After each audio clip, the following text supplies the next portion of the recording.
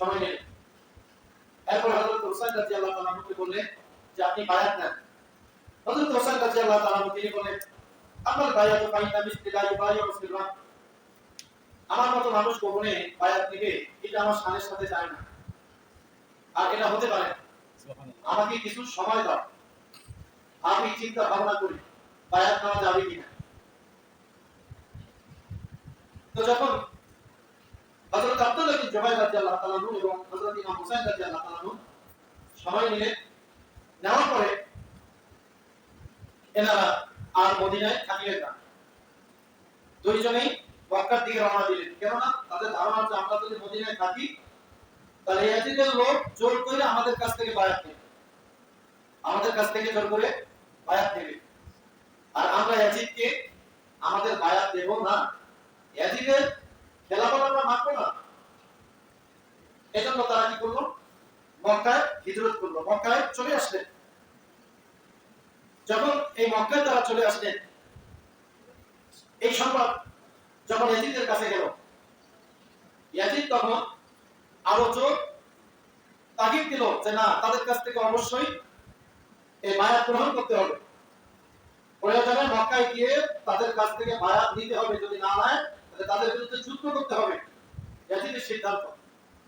সম্মানিত ভাইরা, হযরত ইমাম হুসাইন রাদিয়াল্লাহু তাআলা আনহু এবং আব্দুল্লাহ বিন জুবাইর রাদিয়াল্লাহু তাআলা আনহু তারা মদিনায় গেলেন।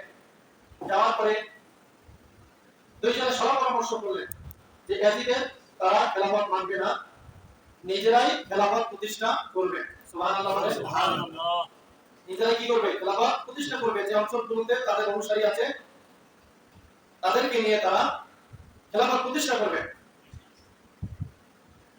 তো হযরত জুবাইর রাদিয়াল্লাহু তাআলা, হযরত আব্দুল্লাহ বিন জুবাইর রাদিয়াল্লাহু তাআলা এবং হযরত ইমাম হুসাইন তারা দুইজনে পরামর্শ করলেন যে নতুন খেলাফত যদি প্রতিষ্ঠা করি তাহলে এটা রাজধানী কোথায় হবে। হযরত আব্দুল্লাহ বিন জুবাইর রাদিয়াল্লাহু তাআলা তিনি বললেন যে মক্কা হবে রাজধানী, আর ইমাম হুসাইন রাদিয়াল্লাহু তাআলা বললেন যে না, কুফা হবে রাজধানী। হযরত আব্দুল্লাহ বিন জুবাইর রাদিয়াল্লাহু তাআলা তার যুক্তি হচ্ছে যেহেতু তিনি কুরাইশ বংশের, যদি মক্কাকে রাজধানী করা হয় তাহলে কুরাইশরা তাদেরকে সাহায্য করবে, সহযোগিতা করবে, এবং সেখানে তাদের অনুসারীও আছে। ইমাম হুসাইন রাদিয়াল্লাহু তাআলা বলেন যে না, এই ইসলামী খেলাফতের রাজধানী হবে কুফা। তার চিন্তা ছিল যে কুফার লোকেরা যেহেতু তাকে শত শত চিঠি পাঠাইছে, কুফায় হাজার হাজার মানুষ তার কাছে বায়াত গ্রহণ করার জন্য উদ্গ্রীব হয়ে আছে, এজন্য তিনি কুফাকে রাজধানী করার সিদ্ধান্ত নিলেন। তো দুইজনের মধ্যে যখন কনফ্লিক্ট হয়ে গেল, সেটা কার্যকর হলো না। ইমাম হুসাইন রাদিয়াল্লাহু তাআলা কুফাকে কেন বেছে নিলেন, রাজধানী করার সিদ্ধান্তটা কেন নিলেন? কারণ অনেকগুলো আছে। এর ভিতরে একটি কারণ হচ্ছে যে আমি যদি মক্কায় থাকি, যেহেতু ইয়াজিদ তার সৈন্যবাহিনী পাঠিয়ে দিচ্ছে, তারা মক্কায় এসে আক্রমণ করবে আমি থাকলে, কিংবা মক্কায় রক্তপাত করবে, এই পবিত্র মক্কা নগরীতে রক্তপাত ঘটুক এটা তিনি কখনোই চাইতেন না। নিজের জীবনের থেকে মক্কাকে বেশি ভালোবাসতেন, নিজের জীবনের থেকে। এই জন্য হযরত আলী রাদিয়াল্লাহু তাআলা তার খেলাফতের সময় কুফাকে রাজধানী করেছিলেন। মক্কা মদিনা এই দুইটি শহরকে রাজধানী করেন নাই, কারণ এই দুটো শহরের পবিত্রতা ভিন্ন পবিত্রতা এগুলো। কারণ এইগুলো যদি কোনো ধরনের পবিত্রতা লঙ্ঘিত হয় তারা নিজেদেরকে অপরাধী হিসেবে সাব্যস্ত করবে। একটা আছে নবীর শহর, আর একটা আছে আল্লাহর ঘর, যেখানে কাবা ঘরে মক্কা নগরীতে রক্তপাত করা কি হারাম, সেখানে রক্তপাত করা হারাম আল্লাহ পাক ঘোষণা করেছেন। তো হযরত আলী রাদিয়াল্লাহু তাআলা এই কারণে যে দেখা যাচ্ছে রাজধানী যদি মক্কায় করা হয় কিংবা মদিনায় করা হয় অনেক সময় রক্তপাত ঘটতে পারে, এই আশঙ্কায় হযরত আলী রাদিয়াল্লাহু তাআলা তিনি কুফাতে ইসলামী খেলাফতের রাজধানী প্রতিষ্ঠা করেছিলেন। সুবহানাল্লাহ। তো হযরত ইমাম হুসাইন রাদিয়াল্লাহু তাআলা এই দিক বিবেচনা করে তিনিও সিদ্ধান্ত গ্রহণ করলেন যে ইসলামী খেলাফতের রাজধানী হবে কুফা। এই কারণে তিনি কুফার দিকে রওনা দিয়েছেন। সম্মানিত ভাইরা, যখন তিনি কুফার দিকে রওনা দেন, সাহাবায়ে অনেকেই কিন্তু বুঝাইছে হযরত ইমাম হুসাইন রাদিয়াল্লাহু তাআলাকে যে আপনি এখানে থাকেন, ইয়াজিদ তো আপনার প্রতি খুব চড়াও হয়ে গেছে, এখন আপনি যাবেন, আপনার পরিবার যাবে, ইয়াজিদ হয়তো আপনাকে হত্যা করে ফেলবে। সে আপনাকে পাইলে হত্যা করবে, আপনার পরিবারকে হত্যা করতে পারে। এটা অন্যান্য সাহাবায়ে কেরাম ইমাম হোসেন রাদিয়াল্লাহু তাআলা কে বুঝাইছেন। ইমাম হোসেন রাদিয়াল্লাহু তাআলা বলেন যে না, আমি কখনো চাইবো না আমাকে যদি হত্যা করা হয়, তারপর আমি চাই এই পবিত্র মক্কা নগরী পবিত্র থাকুক, এইখানে আমি কখনোই কোনো রক্তপাত চাই না। সুবহানাল্লাহ সুবহানাল্লাহ। সম্মানিত ভাইরা, ইমাম হোসেন রাদিয়াল্লাহু তাআলা সেদিন আরেকটি কথা বলছিলেন যে আমি যে কুফায় যাব, এটা আমার নানা আমাকে স্বপ্নে বলেছে। নবী করিম সাল্লাল্লাহু আলাইহি সাল্লাম স্বপ্নে তাকে জানিয়ে দিয়েছেন কুফায় যাওয়ার জন্য। হযরত জিবরাইল আলাইহিস সালাম একবার নবী করিম সাল্লাল্লাহু আলাইহি সাল্লামের দরবারে এসে বলছিলেন, ইয়া রাসূলুল্লাহ, এই যে ছেলে কি হয় আপনার না আমার নাতি হুসাইন, আপনি তাকে ভালোবাসেন? হ্যাঁ, খুব ভালোবাসি। হযরত জিবরাইল আলাইহিস সালাম বলছেন যে ইয়া রাসূলুল্লাহ, আপনার এই নাতি যাকে আপনি এত ভালোবাসেন, আপনার উম্মতরাই তাকে হত্যা করবে, তাকে শহীদ করবে। হযরত জিবরাইল আলাইহিস সালাম আগে নবী করিম সাল্লাল্লাহু আলাইহি সাল্লামকে ওহী করেছেন। হাদিসে এসেছে, এই হাদিসের কিতাবে এসেছে। সম্মানিত ভাইরা, তো ইমাম হোসেন রাদিয়াল্লাহু তাআলা তিনি বললেন যে আমার নানা আমাকে স্বপ্নে বলেছেন আমি যেন সেইখানেই যাই। তো কি কারণে বলেছেন এই কথা তিনি বলেন নাই। ইমাম হোসেন রাদিয়াল্লাহু তাআলা তিনি কুফায় যাওয়ার আগে তার চাচাতো ভাই মুসলিম ইবনে আকিলকে পাঠাইলেন। কারণ কুফাবাসীরা তারা এমন জাতি, হযরত ইমাম হোসেন রাদিয়াল্লাহু তাআলা তাদেরকে প্রথম দিকে বিশ্বাস করেন নাই, কারণ তারা বিশ্বাসঘাতক। কুফাতে আছে হযরত আলী রাদিয়াল্লাহু তাআলা অনুসারী শিয়া সম্প্রদায়। তো ইমাম হোসেন রাদিয়াল্লাহু তাআলা কে যখন পর শুধু পত্র পাঠাচ্ছে, সম্ভবত 500 কি 550 পত্র চিঠি এসেছে ইমাম হোসেন রাদিয়াল্লাহু তাআলার কাছে। কোন বলাতে এসেছে 120 কিংবা 150টা চিঠি এসেছে তার কাছে। কুফাবাসীরা তাকে আমন্ত্রণ জানাইছে যে আমরা আপনার জন্য উদ্গ্রীব, আমরা ইয়াজিদের খেলাফত মানি না, আপনার হাতে আমরা বায়াত গ্রহণ করব। এই বলে কুফাবাসীরা অসংখ্য চিঠি ইমাম হোসেন রাদিয়াল্লাহু তাআলার কাছে প্রেরণ করেছিলেন। তো ইমাম হোসেন রাদিয়াল্লাহু তাআলা তিনি এটা সত্যতা যাচাই করার জন্য তার চাচাতো ভাই মুসলিম বিন আকিলকে পাঠাইলেন যে দেখো তো কুফার কি অবস্থা। যেহেতু কুফাবাসীরা বিশ্বাসঘাতকতা করে হযরত আলী রাদিয়াল্লাহু তাআলাকে হত্যা করেছে, ইমাম হাসান রাদিয়াল্লাহু তাআলাকে হত্যা করেছে, এমনকি হযরত ওসমান রাদিয়াল্লাহু তাআলাকে হত্যা করেছে, তাদের চক্রান্তের কারণে এদেরকে জীবন দেওয়া হয়েছে। সম্মানিত ভাইরা, ইমাম হোসেন রাদিয়াল্লাহু তাআলা তিনি মুসলিম বিন আকিলকে পাঠাইলেন। মুসলিম বিন আকিল গেলেন, যাওয়ার পরে 12,000 কিংবা 20,000 কুফাবাসী মুসলিম বিন আকিলের হাতে বায়াত গ্রহণ করলেন হযরত ইমাম হোসেন রাদিয়াল্লাহু তাআলার পক্ষে। ইমাম হোসেন রাদিয়াল্লাহু তাআলাকে খলিফা মেনে মুসলিম বিন আকিলের হাতে তারা বায়াত দিলেন। তো মুসলিম বিন আকিলের হাতে যখন 12,000 কিংবা 20,000 মানুষ বায়াত দিল, তিনি আশ্বস্ত হয়ে চিঠি লিখলেন ইমাম হোসেন রাদিয়াল্লাহু তাআলার কাছে যে এখন আপনি আসতে পারেন, কুফাবাসী তারা 12,000 কিংবা 20,000 আমার কাছে বায়াত নিয়েছে আপনার খেলাফতের ব্যাপারে, এবং আরো হাজার হাজার মানুষ আপনার বায়াত গ্রহণের জন্য অপেক্ষায় আছে। আপনি আসলে আপনাকে তারা ইস্তেকবাল করবে এবং আপনার হাতে বায়াত গ্রহণ করবে। এই কথা দেখে মুসলিম বিন আকিল তিনি চিঠি লিখলেন। ইমাম হোসেন রাদিয়াল্লাহু তাআলা এই চিঠি পাওয়ার পরে তিনি রওনা দিয়েছেন। মাঝখানে 3-4 দিন গত হয়ে গেছে। এইদিকে কুফার ওই সময় গভর্নর ছিল আল্লাহর পয়গম্বরের সাহাবী একজন হযরত নোমান বিন বাশির রাদিয়াল্লাহু তাআলা। এই মুসলিম বিন আকিল যখন তিনি কুফায় এসে দল গঠন করলেন, হযরত নোমান বিন বাশির রাদিয়াল্লাহু তাআলা তিনি কোনো কিছুই পদক্ষেপ গ্রহণ করেন নাই। ওই সময় খলিফাকে ইয়াজিদ, আর গভর্নর হচ্ছে নোমান বিন বাশির রাদিয়াল্লাহু তাআলা। মুসলিম বিন আকিলের হাতে 12,000 মানুষ বায়াত দিয়েছে, এই ব্যাপারে কোনো হস্তক্ষেপ গ্রহণ করেন নাই, পদক্ষেপ গ্রহণ করেন নাই নোমান বিন বাশির রাদিয়াল্লাহু তাআলা। কারণ তিনি হচ্ছেন আল্লাহর পয়গম্বরের সাহাবী, তিনিও চাচ্ছিলেন যে ইমাম হোসেন রাদিয়াল্লাহু তাআলা যেন খলিফা হন। সম্মানিত ভাইরা, যখন ইয়াজিদের কাছে এই ঘটনা পৌঁছে গেল যে ইমাম হোসেন রাদিয়াল্লাহু তাআলার পক্ষে 12,000 মানুষ মুসলিম বিন আকিলের হাতে বায়াত দিয়েছে, তখন তিনি তাৎক্ষণিক হযরত নোমান বিন বাশিরকে বরখাস্ত করে উবাইদুল্লাহ ইবনে জিয়াদকে গভর্নর নিযুক্ত করেন। এই উবাইদুল্লাহ ইবনে জিয়াদ যখন গভর্নর নিযুক্ত হয়ে কুফায় আসলেন, আসার পরে মুসলিম বিন আকিল কি খোঁজা শুরু করলেন। ইয়াজিদ নির্দেশ দিয়েছে হয় তাকে গ্রেফতার করবে না হয় হত্যা করবে। সম্মানিত ভাইরা, এই মুসলিম বিন আকিল যে বাড়িতে ছিলেন ওই ব্যক্তির নাম হচ্ছে হানি বিন উরওয়া। সম্ভবত এই হানি বিন উরওয়ার বাড়িতে মুসলিম বিন আকিল ছিলেন। তো যখন মুসলিম বিন আকিলকে ওবাইদুল্লাহ ইবনে জিয়াদ ধরতে পারে নাই, তখন এই হানি বিন উরওয়াকে ধরে কারাগারে নিক্ষেপ করে, তাকে অ্যারেস্ট করে গ্রেফতার করে নিয়ে যায়। তো হযরত মুসলিম বিন আকিল যখন এই হানি বিন উরওয়াকে গ্রেফতারের কথা শ্রবণ করলেন, তখন এটা তার সহ্য হলো না। তিনি কি করলেন, 4000 কুবাবাসীকে নিয়ে মানে গভর্নরের বাসভবন পর্যন্ত আক্রমণ করতে গেলেন। হযরত হানিকে কি করছে, গ্রেফতার করছে। এটা মুসলিম বিন আকিল এটা তিনি মেনে নিতে পারেন না, যে যার বাড়িতে ছিলেন ওনার কারণে এই বাড়িওয়ালাকে গ্রেফতার করে নিয়ে গেছে, এইটা তিনি বরদাস্ত করতে পারেন না। এজন্য 4000 সৈন্য নিয়ে ওবাইদুল্লাহ ইবনে জিয়াদের বাসভবন এটা আক্রমণ করতে গেছেন তিনি। কিন্তু ভাইরা, কুফাবাসীরা এমন, এরা হচ্ছে দুর্বল চিত্তের ইমানদার। যখন আক্রমণ করতে গেছে, ওবাইদুল্লাহ ইবনে জিয়াদের ভয়ে এক এক করে কুফাবাসীরা কি সাইড করা শুরু করলো। শেষমেশ এমন হয়ে গেল যে মুসলিম বিন আকিলকে যে রাস্তা দেখাবে, সে রাস্তা দেখানো মানুষটাও আর নাই। ওবাইদুল্লাহ ইবনে জিয়াদের ভয়ে তারা মুসলিম বিন আকিলকে পরিত্যাগ করলো, তারা ইয়াজিদের পক্ষ অবলম্বন করলো। রাসূলুল্লাহ বললেন না, সম্মানিত ভাইরা, এই কুফাবাসীরা এরা এমন ইমানদার, এরা হচ্ছে মুনাফিক মার্কা ইমানদার। সেদিন মুসলিম বিন আকিলকে তারা পরিত্যাগ করেছে ওবাইদুল্লাহ ইবনে জিয়াদের ভয়ে। এক পর্যায়ে মুসলিম বিন আকিলকে গ্রেফতার করা হলো। অনায়াসে গ্রেফতার, তার সাথে কেউ নাই।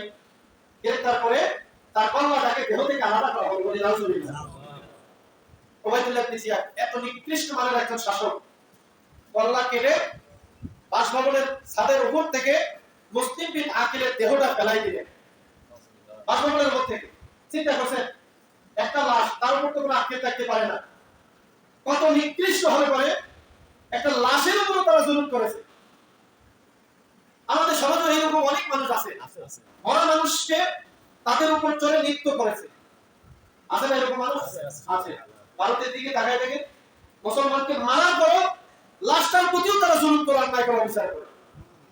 সম্মানিত ভাইরা, মুসলিম বিন আকিলকে যখন হত্যা করতে যাবে, তিনি কান্না করতেছেন।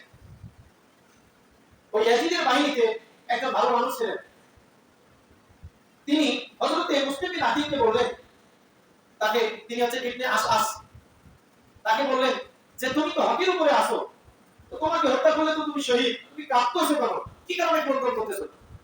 তুমি তো হকের উপরে আসো। ইয়াজিদের দলের লোক, কিন্তু কোন দলের লোক? ইয়াজিদের দলের লোক, একজন সেনাবাহিনীর কর্মকর্তা। হযরত মুসলিম বিন আকিল বললেন যে আমি নিজের জন্য কাঁদতেছি, আমি কান্না করতেছি ইমাম হোসেন রাদিয়াল্লাহু তাআলা আনহু তার পরিবারের জন্য।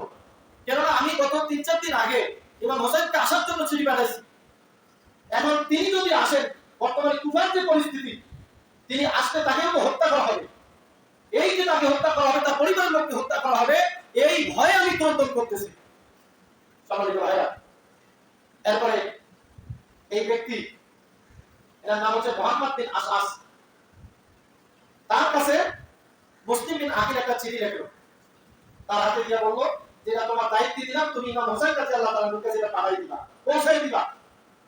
তখন এই ব্যক্তি মুহাম্মদ বিন আসআস তিনি ইমাম হোসেন রাদিয়াল্লাহু তাআলার কাছে এই পত্রটা পাঠাই দিয়েছেন, এবং তিনি ইমাম হোসেন রাদিয়াল্লাহু তাআলাকে বলছেন যে আপনি ফেরত যান, পরিস্থিতি ভালো না। সম্মানিত ভাইরা, তো হযরত ইমাম হোসেন রাদিয়াল্লাহু তাআলা যখন চিঠি পাইলেন, চিঠি পাওয়ার পরে দেখলেন যে তাকে তো শহীদ করা হয়েছে, মুসলিম বিন আকিলকে তিনি মামাত হয়ে গেলেন। তিনি বুঝতে পারলেন যদি আমি আমার পরিবারের লোকদেরকে নিয়ে যাই কুফায়, অবশ্যই তারা আমাকে হত্যা করবে, আমার পরিবারের লোকদেরকে হত্যা করবে। পরিবারের লোকদেরকে নিয়ে তিনি চিন্তা করলেন, এজন্য তিনি সিদ্ধান্ত নিলেন তিনি আর কুফাতে যাবেন না, আবার তিনি ফিরে যাবেন।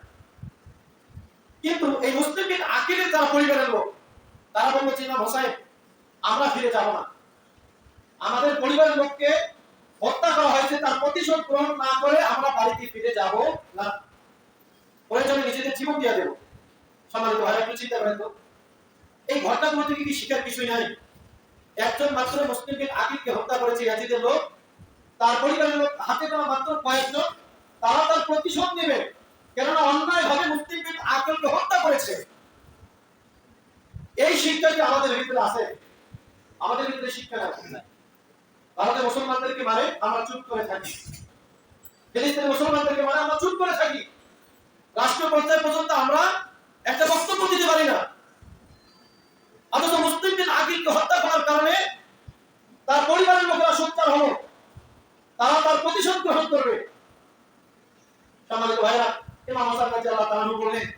যে তোমরা যদি দুনিয়ায় না থাকো তাহলে আমার বেঁচে থেকে লাভ কি।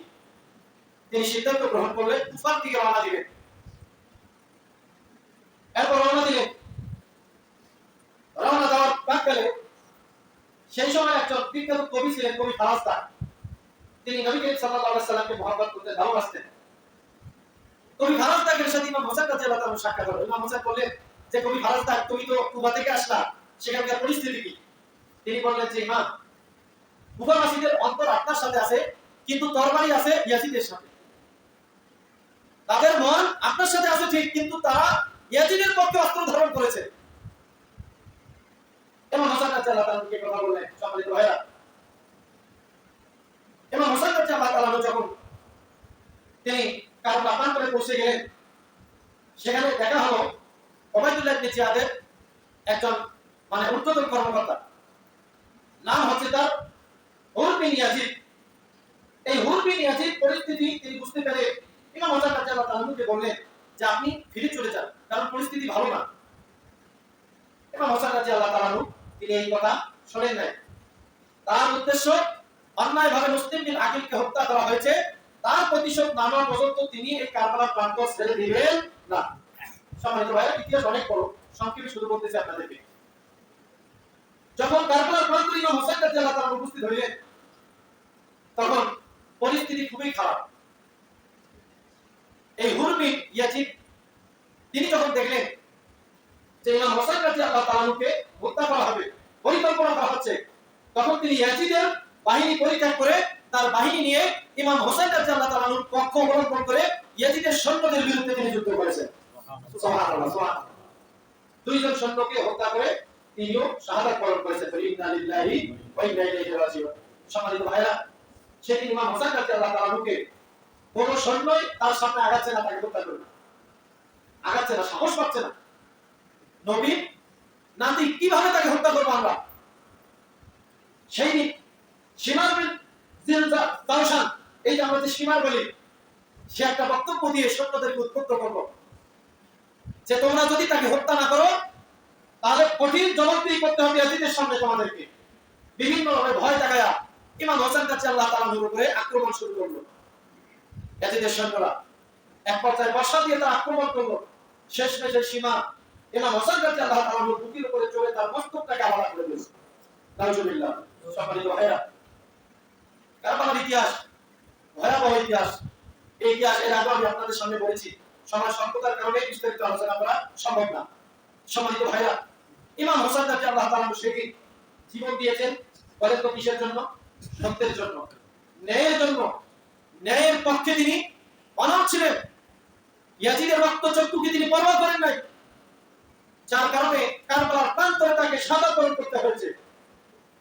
হযরত ইমাম হোসেন রাদিয়াল্লাহু তাআলার জন্য আমরা কান্না করি, তার ঘটনা শুনে চোখের পানি ফেলি, কিন্তু এই ঘটনা থেকে যে শিক্ষা, ন্যায়ের পক্ষে থাকতে হবে মুসলমানদেরকে, জীবনের শেষ মুহূর্ত পর্যন্ত সেই শিক্ষা গ্রহণ করতে আমরা রাজি না। সেই শিক্ষা আমরা গ্রহণ করি না। ভাইরা, ইমাম হোসেন রাদিয়াল্লাহু তাআলাকে হত্যা করা হলো। এইটা ছিল ইয়াজিদের দ্বিতীয় ভুল। প্রথম ভুল হচ্ছে নেতৃস্থানীয় ব্যক্তিদেরকে জোর করা, তার বায়াত নিতে বাধ্য করলো। দ্বিতীয় ভুল হচ্ছে ইমাম হোসেন রাদিয়াল্লাহু তাআলা সহ তার পরিবারের লোকদেরকে হত্যা করলো। যখন মদিনার লোকেরা শুনলেন যে ইমাম হোসেন রাদিয়াল্লাহু তাআলাকে হত্যা করা হয়েছে, মদিনার লোকেরা ইয়াজিদের বিরুদ্ধে বিদ্রোহ ঘোষণা করেছে, তখন ইয়াজিদ কি করলো? তার সৈন্যবাহিনী পাঠাই দিল মদিনায় তাদের বিরুদ্ধে, তাদেরকে হত্যা করার জন্য, তাদের বিরুদ্ধে অস্ত্র ধারণ করার জন্য ইয়াজিদ সৈন্যবাহিনী পাঠাই দিল মদিনায়। সম্মানিত ভাইরা, চিন্তা করেন, মদিনায় আসার পরে সেইখানকার দুইজন সাহাবী, একজন হচ্ছে আব্দুল্লাহ বিন মুতি রাদিয়াল্লাহু তাআলা, আরেকজন হচ্ছে তার নামটা আমার মনে পড়তেছে না। এই দুইজন সাহাবীকে ইমাম হোসেন রাদিয়াল্লাহু তাআলা তারা অনুসারী ছিল, কিংবা হযরত আব্দুল্লাহ বিন জুবাইর রাদিয়াল্লাহু তাআলা অনুসারী ছিল। এই অনুসারী হওয়ার কারণে তাদেরকে কি করলো? গ্রেফতার করলো ইয়াজিদের সৈন্যবাহিনী। সম্মানিত ভাইরা, এক পর্যায়ে মদিনাবাসীর উপরে ইয়াজিদের সৈন্যবাহিনী অস্ত্র ধারণ করে সেদিন হাজার হাজার সাহাবীকে, হাজার হাজার মুসলমানকে, হাজার হাজার নারীকে ইয়াজিদের বাহিনী হত্যা করেছে নির্মমভাবে। চিন্তা করেন, আল্লাহর পয়গম্বরের সাহাবী শত শত সাহাবীকে ইয়াজিদের বাহিনী হত্যা করেছে। ক্ষমতার মস্তককে ঠিক রাখার জন্য, ক্ষমতাকে পাকাপোক্ত করার জন্য। সম্মানিত ভাইরা, আজকে এই ইয়াজিদের বৈশিষ্ট্য সম্পন্ন মানুষ আমাদের সমাজে আছে না নাই? পৃথিবীতে অনেক রাষ্ট্রপ্রধান রয়েছে যে নিজেদের মস্তককে ঠিক রাখার জন্য তারা ইমানদারদেরকে হত্যা করতেও কোনো দ্বিধা করে না। করছে দ্বিধা? না। আমাদের দেশেও আমরা দেখি নাই? এই ইতিহাসগুলো কি বলছি? বলি নাই ভাইরা। সম্মানিত ভাইরা, এগুলো হচ্ছে ইয়াজিদের বৈশিষ্ট্য। হালাল যুদ্ধ বলা হয়, হাজার হাজার মুসলিম নারীকে ইয়াজিদের সৈন্যরা ধর্ষণ করেছে, হাজার হাজার অবৈধ সন্তান জন্ম নিয়েছে হামলার যুদ্ধে। এই হচ্ছে ইয়াজিদের বাহিনী, এই হচ্ছে ইয়াজিদ। আর আজকে ইয়াজিদের পক্ষ অবলম্বন করে এক শ্রেণীর মুসলমান কথা বলে, কথা বলে না? বলে ভাই না, আফসোস লাগে। তবে হ্যাঁ, আমরা সুস্পষ্ট ভাবে জানি না ইয়াজিদ কাফের। ওলামায়ে কেরাম বলছেন সুস্পষ্ট ভাবে সে কাফের, ওলামায়ে কেরাম তাকে কাফের বলেন নাই। এজন্য তার ব্যাপারে আমাদের নীতি হচ্ছে আমরা তাকে ভালোবাসবো না, তাকে লানতও করবো না। ইমাম ইবনে সালেহ রাহমাতুল্লাহ আলাইহি তিনি বলছেন যে ইয়াজিদের ব্যাপারে মানুষ তিন ভাগে বিভক্ত। এক দল তাকে মহব্বত করে, আরেক দল তাকে লানত করে, আর আরেক দল চুপ করে থাকে, কিছুই বলে না। তবে এই দলটাই হচ্ছে অধিক শুদ্ধ, কেননা ইয়াজিদের কুফরি হওয়ার ব্যাপারে সুস্পষ্ট কোনো সহিহ সূত্রে প্রমাণ পাওয়া যায় না। তিনি ফাসিক, ওলামায়ে কেরাম অনেকে বলছেন। এই জন্য কাফের ছাড়া কোনো ফাসিক তথা কোনো মুসলমানকে লানত করা জায়েজ নাই। ইয়াজিদকে আমরা লানত করি না, তাকে মহব্বতও করি না, তাকে মহব্বতও করা যাবে না। সম্মানিত ভাইরা, তো এই ইয়াজিদ তৃতীয় ভুল করলো কি? মদিনায় আক্রমণ করলো। মদিনায় আক্রমণ করার পরে এরপর তিনি কি করলেন? মক্কায় আক্রমণ করলেন। মক্কায় কি করছে? আক্রমণ করছে। মক্কায় আক্রমণ করে আল্লাহর ঘরের যে কাবা ঘরের পাথর, কোন কোন বর্ণনা আছে যে কাবা ঘরের একটা অংশ পর্যন্ত ভেঙে ফেলেছে। সম্মানিত ভাইরা, ক্ষমতা মানুষকে কতটা নিচে নিয়ে যায়। মদিনায় প্রথমে আক্রমণ করলো, পবিত্র নগরী, আবার মক্কায় আক্রমণ করে বসলো ইয়াজিদের বাহিনী। ইয়াজিদের বাহিনী যখন মক্কা আক্রমণ করেছে, এই আক্রমণ করা অবস্থায় ইয়াজিদ দুনিয়া থেকে বিদায় হয়ে গেছে। মক্কায় যখন আক্রমণ করেছে, কেননা আল্লাহর ঘরের সাথে তারা বেয়াদবি করে, আল্লাহ পাক তাদেরকে আর দুনিয়ায় রাখে না। আমরা ইতিহাস জানি যে ইয়ামিনের একজন বাদশা ছিলেন তুফে আওয়াল হুমায়ুন। তিনি কাবা ঘরে এসে মনস্থ করছিলেন যে ঘর এই কাবা ঘরকে ভেঙে দিবেন। আল্লাহ পাক সাথে সাথে তার এমন একটা রোগ দিল যে নাক মুখ দিয়ে তার রক্ত বের হওয়া শুরু হয়ে গেল। আল্লাহ পাক বরদাস্ত করেন না, তার ঘরের সাথে কেউ বেয়াদবি করবে। আব্রাহা বাদশা আল্লাহর ঘর ভাঙার জন্য এসেছিল, আল্লাহ পাক তাকে এবং তার সৈন্য বাহিনীকে দুনিয়া থেকে নিচ্ছিন্ন করে দিয়েছেন। তার সামনে আল্লাহ পাক কোরআনে কারীমে একটা সূরা নাযিল করেছেন, সূরাতুল ফিল। সূরাতুল ফিল। আল্লাহর ঘরের সাথে বেয়াদবি করলে আল্লাহ তা বরদাস্ত করেন না। এই ইয়াজিদ চরম পর্যায়ে বেয়াদবি করেছে আল্লাহর ঘরের সাথে, যার কারণে আল্লাহ পাক দুনিয়াকে একটা বেদি দিয়ে, একটা ভয়ানক রোগ দিয়ে আল্লাহ পাক এই ইয়াজিদকে দুনিয়া থেকে বিদায় করে দিয়েছেন কাবা ঘর আক্রমণের কারণে। সম্মানিত ভাইরা, যে ইয়াজিদ কাবা ঘর আক্রমণ করে, যে ইয়াজিদ মদিনা আক্রমণ করে, যে ইয়াজিদের বাহিনী ইমাম হাসান রাদিয়াল্লাহু তাআলাকে হত্যা করে, সেই ইয়াজিদের পক্ষে কোন মুসলমান কথা বলতে পারে না।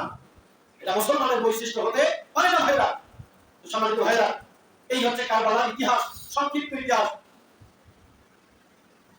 এইখান থেকে আমাদেরকে শিক্ষা নিতে হবে যে অন্যায়ের কাছে মাথা নত কখনই করা যাবে না। ভারত আমাদের, আজকে আমাদেরকে ভয় দেখানো হয় যে ভারত বিশাল রাষ্ট্র, ভয় দেখানো হয় না? আমাদের দেশে যারা দেখবে ভারতপন্থী, ভারতের প্রতি যাদের প্রেম ভালোবাসা উদ্লায় করে, এই সমস্ত ভারতপন্থী টকশো করা করে দেখবেন এরা টকশোর প্রথমেই শুরু করে যে ভারত বিশাল রাষ্ট্র, আর কোথায় আমরা কোথায় কি। ভারত ইচ্ছা করলে 5 মিনিটে আমাদেরকে দখল করে দিতে পারে। এই কথা বলে আমাদেরকে ভয় দেখায় না? দেখায়। পাকিস্তান অনেক ছোট ভারতের থেকে, পাকিস্তানের কাছে দাঁড়াইতে পারে? দাঁড়াইতে পারে না ভাইরা। কারণ পাকিস্তান তাদের ব্যাপারে একবার আমার কোনো ছাড় না। আমরা বাংলাদেশ সরকারকে বলি, মাননীয় প্রধানমন্ত্রী আপনি প্রশংসার যোগ্য, আপনি সম্প্রতিকালে যে পদক্ষেপ গ্রহণ করেছেন, ভারতের রক্তচক্ষুকে উপেক্ষা করে চীনের সাথে যে চুক্তি করেছেন, আমরা মনে করি আপনি যদি শক্ত অবস্থায় থাকেন, বাংলাদেশের 20 কোটি মুসলমান আপনার সাথে থাকবে। আমরা আপনার সাথে থাকবো। আপনি যদি আপনার অনর অবস্থানে থাকেন, ভারতকে ছাড় দিয়ে কোনো কাজ করা যাবে না। আমরা যদি ছাড় দেই তাহলে কাপুরুষে পরিণত হয়ে যাব, আর মাথার উপরে উঠে লাফালাফি করবে। এখন ভয় পাওয়া গেছে, কি ভিসা দিছে? টুরিস্ট ভিসা বন্ধ করে দিছে। আমি কি একটা কথা আছে, আল্লাহ হাজাতু তুত্তি কইলা খেলার না সামাজিক, খেলায় পড়লে বৈরাগীও আছে। এখন খেলায় পড়লে ভারত নাচতেছে, দেখতেছে যে বাংলাদেশ চীনের সাথে চুক্তি করতেছে, আবার পাকিস্তানের সাথে যোগাযোগ রাখতেছে। এখন বাংলাদেশের সাথে বেশি বাড়াবাড়ি করা যাবে না, এখন টুরিস্ট ভিসা উন্মুক্ত করে দেওয়া লাগবে। সম্মানিত ভাইরা, আজকে দুঃখ লাগে এই টুরিস্ট ভিসা উন্মুক্ত করার সাথে সাথে আমরা এমন বাংলাদেশের মুসলমান উপসে বইটা গেছি ভারতে যাওয়ার জন্য। নাউজুবিল্লাহ বলেন না? সম্মানিত ভাইরা, তো আসলে এই ঘটনা থেকে আমাদেরকে শিক্ষা নিতে হবে, অন্যায়ের কাছে মাথা নত করা যাবে না। ভারত যে কতটা মুসলমান বিদ্বেষী রাষ্ট্র ভাইরা, আমি যদি আপনাদের সামনে এই তথ্যগুলো তুলে ধরে দেখেন, কত হাজার হাজার মসজিদ, শত শত মসজিদ, কত শত শত মাদ্রাসা তারা বুলডোজার দিয়ে একবার নিশ্চিহ্ন করে দিচ্ছে। বুলডোজার দিয়ে অসংখ্য রেফারেন্স আমি আপনাদেরকে দিতে পারবো। আজকে ভারতের যারা মানবাধিকার কর্মী, তারাই আজকে ভারতের এই নীতিকে বুলডোজার দিয়ে মুসলমানদের ঘর বাড়ি উচ্ছেদ করা হচ্ছে, মসজিদ মাদ্রাসা উচ্ছেদ করা হচ্ছে, স্থাপনা উচ্ছেদ করা হচ্ছে। এই জন্য এইটাকে তারা নাম দিয়েছে বুলডোজার জাস্টিস। কি নাম দিয়েছে? Bulldozer justice. আজকে ভারতের অনেক মানবতা কর্মী তারা এই উপাধি দিয়েছে। সম্মানিত ভাইরা, তো আসুন আমাদেরকে এই কারবালার ঘটনা থেকে শিক্ষা নিতে হবে, অন্যায়ের কাছে মাথা নত করা যাবে না। এরপরে পরিশেষে শুধু আরেকটা হাদিস বলি মসজিদের দানের ব্যাপারে। আলহামদুলিল্লাহ আপনারা অনেকে দান করেছেন, প্রতি সময় আমাকেও দুই একটা হাদিস বলতে হয়। হাদিস শুনলে একটু মন নরম হয়, ভাই কি হয় না? নরম হয় ভাইরা। আমি আরেকটা বিষয় আপনাদেরকে অনুরোধ করবো, যে সমস্ত ভাইরা আছে এতক্ষণ ধরে আল্লাহর ঘরে থাকতে পারে আর 5 মিনিট অপেক্ষা করা যায় না নামাজের পরে, দেখা যায় যে বাড়ি চালা হচ্ছে, অনেকে উঠে চলে যাচ্ছে, আপনার কারণে আরেকজন মানুষের একটু দেওয়ার ইচ্ছা সেটাও আর থাকে না। আপনি যখন উঠে যান আপনার পিছনে আরো দুজন উঠে যায়, তাই না? অনুরোধ করবো বাড়ি চাল শেষ হবে এরপরে উঠবেন, একজন উঠবেন না ভাইরা। আপনাদেরকে শুধু নবী করিম সাল্লাল্লাহু আলাইহি ওয়াসাল্লামের একটা হাদিস শোনাই। হযরত আবু দারদা রাদিয়াল্লাহু তাআলা হাদিসটি বর্ণনা করেছেন। আল্লাহ নবী বলেন, আল মাসজিদু বাইতুল কুল্লি তাকিয়্যিন, মসজিদ হচ্ছে প্রত্যেকটা মুত্তাকি বান্দার ঘর। সুবহানাল্লাহ। মুত্তাকি বান্দার ঘর কি? মসজিদ। আল্লাহ নবী বলেন, তাকাফফালাল্লাহু লিমান কানা আল মাসজিদু বাইতাহু বির-রূহি ওয়ার-রাহমাতি ওয়াল-জাওয়াজি আলা সিরাতি ইলা রিদওয়ানিল্লাহি তাআলা ইলা আল-জান্নাতি বিল-রূহি। সুবহানাল্লাহ। আল্লাহ নবী বলেন, যে ব্যক্তি আল্লাহর ঘর মসজিদকে তার ঘর হিসেবে গ্রহণ করবে, আল্লাহ পাক ওই ব্যক্তির জিম্মাদারি গ্রহণ করবেন। সুবহানাল্লাহ। ওই ব্যক্তির ব্যাপারে আল্লাহ পাক দায়িত্ব গ্রহণ করবেন। ওই ব্যক্তিকে আল্লাহ দুনিয়ায় শান্তি দিবেন, তারপরে রহমত করবেন এবং দায়িত্ব নেবেন, তারপরে সন্তুষ্ট হবেন এবং দায়িত্ব নিয়ে আল্লাহ পাক তাকে জান্নাত পর্যন্ত পৌঁছায় দেবেন। সুবহানাল্লাহ। সম্মানিত ভাইরা, চিন্তা করেন, আল্লাহর ঘরের যদি আমরা দায়িত্ব নেই, আল্লাহর ঘরের যদি আমরা নির্মাণ কাজে সাহায্য করি, সহযোগিতা করি, আল্লাহর নবী বলেন আল্লাহ পাক ওই ব্যক্তির উপরে সন্তুষ্ট হবে, তার উপরে শান্তি নাযিল করবেন, রহমত নাযিল করবেন এবং দায়িত্ব নিয়ে তাকে আল্লাহ জান্নাতে প্রবেশ করাবেন। সুবহানাল্লাহ। এই মর্যাদা আমরা পেতে চাই ভাইরা, এই মর্যাদা আমরা পেতে চাই। আল্লাহ পাক আমাদেরকে সঠিক সবক দান করুন, তার ঘরে বেশি বেশি করে প্রাণ উজাড় করে যেন দান করতে পারি। আল্লাহ পাক আমাদেরকে সেই তৌফিক দান করে দিবেন। আল্লাহুম্মা আমিন। যারা যারা কাজ শুরু করলেন সেটা দেখবেন।